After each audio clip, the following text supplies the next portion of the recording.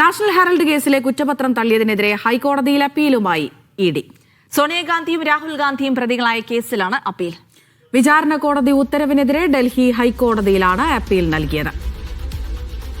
Saju Thomas വിവരങ്ങൾ നൽകും. National Herald കേസിൽ ഇപ്പോൾ ഇഡി അപ്പീലുമായി പോയിരിക്കുകയാണ്. സജു, എന്താണ് ഇഡിയുടെ ആവശ്യം?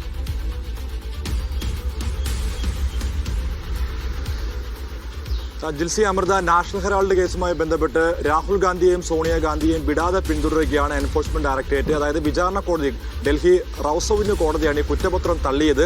പ്രത്യേകിച്ച് ഇത്തരത്തിലുള്ള കുറ്റപത്രം നിലനിൽക്കില്ല എന്ന് കാട്ടിയാണ് ഈ കുറ്റപത്രം കഴിഞ്ഞ ദിവസം തള്ളിയത്. ഇതിനെതിരെയാണ് ഇപ്പോൾ ഡൽഹി ഹൈക്കോടതിയിൽ എൻഫോഴ്സ്മെന്റ് ഡയറക്ടറേറ്റ് ഇപ്പോൾ ഒരു അപ്പീൽ നൽകിയിരിക്കുന്നത്. വിചാരണ കോടതിയുടെ നടപടി തെറ്റാണെന്നും വിചാരണ കോടതിക്കെതിരെ അല്ലെങ്കിൽ ഇതുമായി ബന്ധപ്പെട്ട് അതായത് എൻഫോഴ്സ്മെന്റ് ഡയറക്ടറേറ്റ് ചുമത്തിയ നിയമങ്ങൾ അല്ലെങ്കിൽ കുറ്റങ്ങൾ നിലനിൽക്കുമെന്ന് കാട്ടിയാണ് ഇപ്പോൾ ഒരു അപ്പീൽ നൽകിയിരിക്കുന്നത്. സ്വാഭാവികമായിട്ടും കോൺഗ്രസ് നേതാക്കൾ അന്ന് തന്നെ വ്യക്തമാക്കിയത് വിചാരണ കോടതി തള്ളിയതാണ്.